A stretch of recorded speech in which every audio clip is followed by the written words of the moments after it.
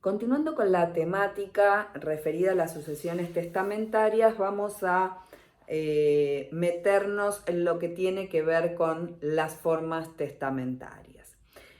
Como vimos, la propia definición del artículo 2462 se refiere al testamento como un acto otorgado con las solemnidades legales. Y esto ya nos está hablando de que nos encontramos ante un acto formal.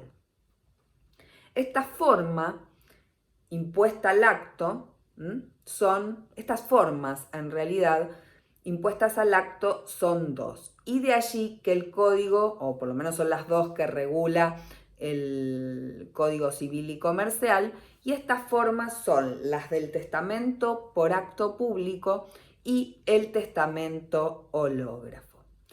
Quiero decir desde ya y separar desde ya la idea de forma de la idea de o el concepto de solemnidades. La forma es la que está impuesta al acto, es decir, la forma testamentaria, la forma acto público o la forma testamento hológrafo. Se trata en ambos casos de una forma impuesta como solemnidad absoluta, y eso supone que la forma está consustanciada con la validez del acto. Y esto quiere decir que el vicio en las formas o el defecto que se halle en las formas, como vimos al referir el artículo 2467, va a hacer que el acto sea nulo, o sea, pasible de una declaración o de una sanción de nulidad. Recordarán ustedes que dentro de la calificación de las formas teníamos las formas solemnes relativas y solemnes absolutas, y bueno, aquellos actos que no tienen una forma legal impuesta. En este caso nos encontramos frente a una forma que está impuesta como solemne absoluta. Si no tengo la forma, el testamento no tiene valor y no va a producir, por lo tanto, sus efectos, si es que acaso pudiéramos hablar de un testamento. Esta forma va a estar regida por la ley vigente al tiempo en que se otorga el testamento. Esto es lógico, ¿se acuerdan que vimos que en cuanto a su contenido, la ley que regía el testamento o la ley aplicable era la que está vigente al momento de abrirse la sucesión? Bueno, en cuanto a la forma, lógicamente no podemos sino aplicar lo que es el principio general en materia de actos jurídicos, la ley que está vigente al tiempo o al momento en que el testamento es otorgado. Cada forma, a su vez,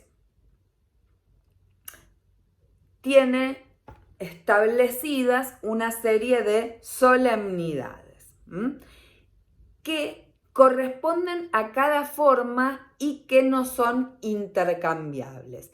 Esto significa que si yo otorgo un testamento hológrafo y utilizo alguna solemnidad del testamento por acto público, esto no le agrega nada en tanto no se cumplan las solemnidades que están impuestas al testamento hológrafo. En todo caso, si sobran, serán sobreabundantes, pero no pueden reemplazar las previstas para la especie de que se trate. El artículo 2474 establece que la inobservancia de formas causa la nulidad total del acto, pero satisfechas las formas las solemnidades, la nulidad de una o varias cláusulas no perjudica a las restantes. ¿Qué nos está diciendo esta norma del 2474?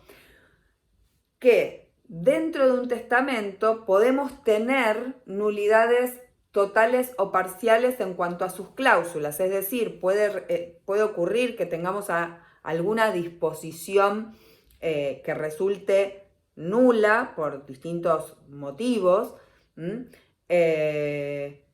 pero que el testamento sea perfectamente válido. Quiere decir que es perfectamente posible que un testamento sea parcialmente nulo.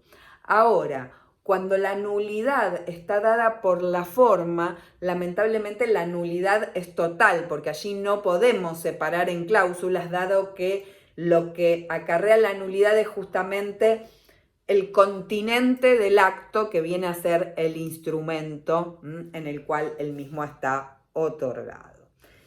La confirmación de un testamento nulo solo puede darse por la reproducción de ese acto por el propio testador, lógicamente. Entrando ya a lo que es el testamento hológrafo, a una de las formas impuestas o una de las formas impuestas al acto por las que puede optar el testador, el testamento hológrafo es definido como aquel que es escrito íntegramente de puño y letra del testador, que debe contener su firma, es decir, la firma del testador, y la fecha de su otorgamiento.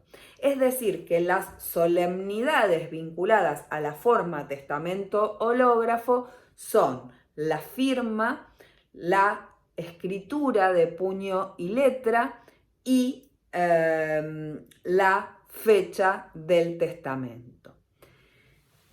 La escritura, voy a insistir con la escritura de puño y letra. La escritura de puño y letra no puede ser reemplazada por escritura mecanografiada, por la escritura hecha por otro, etcétera, etcétera. Es escritura de puño y letra del testador, y de allí que, como vimos en relación al proceso sucesorio, cuando el testamento es hológrafo, es indispensable es obligatorio ahora a partir de la entrada en vigencia del Código Civil y Comercial, acudir a una pericia caligráfica que determine que tanto la firma como la letra del testamento corresponden al testador.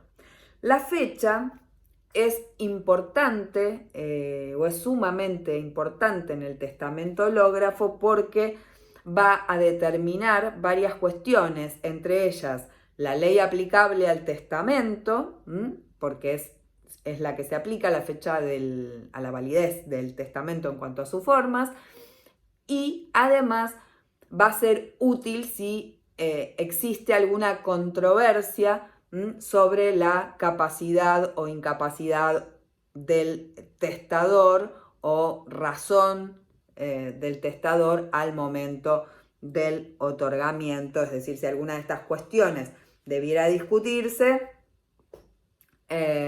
allí tenemos una referencia temporal para producir la prueba.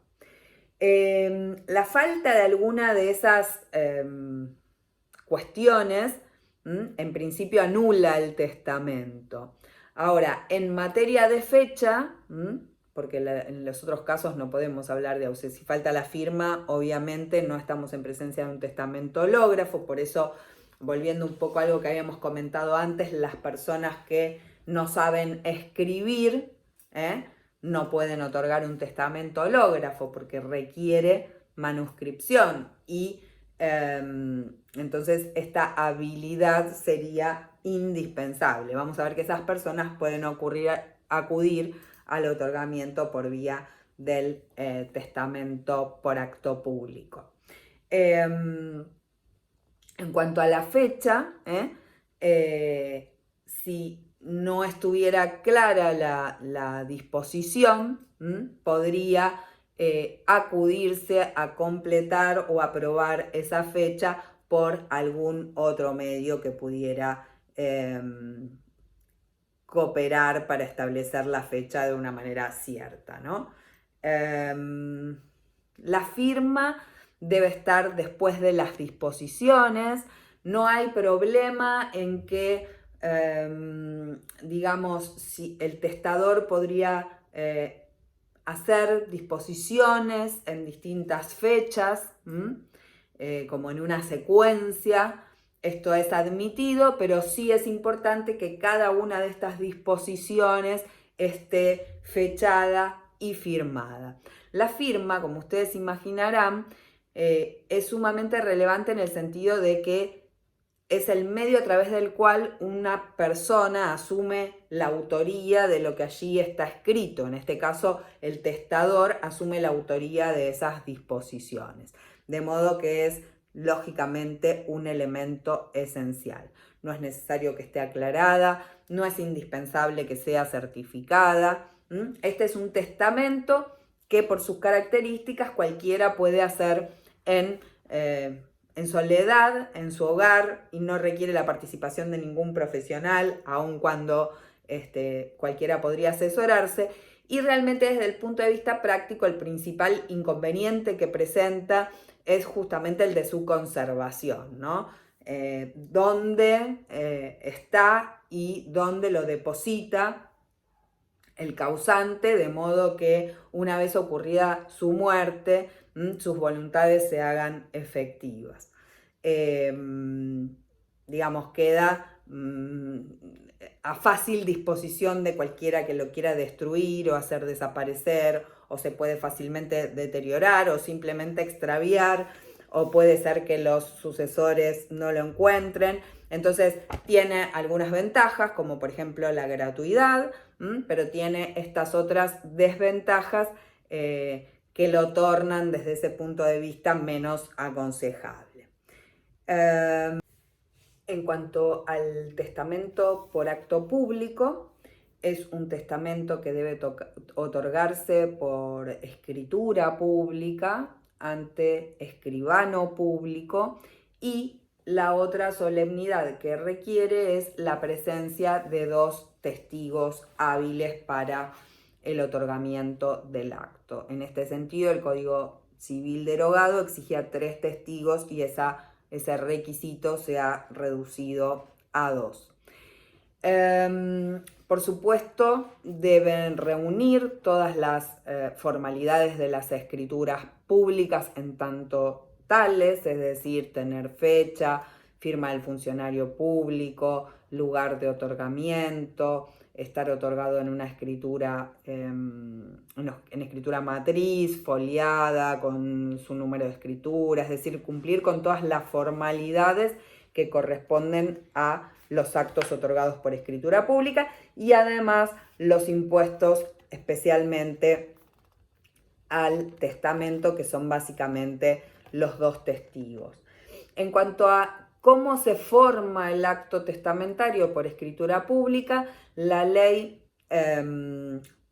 prevé, digamos, que el testador entregue al escribano público sus disposiciones escritas para que el escribano las haga constar en la escritura pública, o bien que el testador le dicte al escribano las disposiciones. De allí que las personas que, por ejemplo, no saben leer y escribir, puedan otorgar testamento por acto público, porque pueden dictar sus disposiciones, pueden explicarle al escribano público qué es lo que quieren, aun cuando no lo pudieran volcar por escrito en un testamento hológrafo, pueden dictarle las disposiciones al escribano y hacerlo constar en escritura pública. Los testigos de los que hablamos deben asistir desde el comienzo hasta el fin del acto. Es muy importante que ninguna otra persona esté inmiscuida en el acto, porque esto puede suponer algún tipo de presión o de cuestión respecto del testador, de modo que son formas que deben cuidarse. Y una vez que están el testador y los testigos, se debe leer ante todos ellos las disposiciones para que el testador las ratifique y todos ellos firmen ante el escribano, que también va a tener que firmar. Otra cuestión importante o algo relevante en materia de escrituras públicas es que también puede ser otorgada por aquellos que no pueden o no saben firmar, cosa que no podría ocurrir en el testamento hológrafo. ¿Por qué? Porque en materia de escrituras públicas se puede echar mano de, el instituto de la firma ruego. Esto es que el testador explique o dejando constancia al escribano del motivo por el cual no puede firmar, sea que no sepa, sea que no pueda hacerlo porque, por ejemplo, no tiene mano o, en fin, está temporariamente impedido de hacerlo por el motivo que fuera, y entonces puede hacerlo otra persona a su ruego o incluso alguno de los testigos. En este caso es necesario que ambos testigos sepan firmar. Si el testador, esto es importante, dijera que no sabe o no puede firmar y esto no fuera cierto, porque el escribano no tiene por qué verificar, digamos, la veracidad de esa manifestación de que no puede firmar, si esto fuera mentira, la firma a ruego no se va a considerar como válida porque se entiende ahí implícita la falta de voluntad de otorgar el acto. Además de las personas que están mencionadas en el artículo 295, no pueden ser testigos de los testamentos. O sea, el artículo 295 establece las personas que pueden ser testigos de los, en general, de los instrumentos, y aquí se agregan que tampoco pueden serlo los ascendientes, los descendientes, el cónyuge o conviviente del testador, ni los albaceas que se designen, tutores o curadores que se designen en el testamento, ni tampoco los beneficiarios de sus disposiciones. Si interviene un testigo incapaz o inhábil, al efecto no es válido si, excluido este, quedan otros en número suficiente. Es decir, si yo traje 3 testigos y uno de ellos es un testigo inválido, entonces voy a tener número suficiente. Pero tendría que darse el supuesto de que haya más de los testigos requeridos.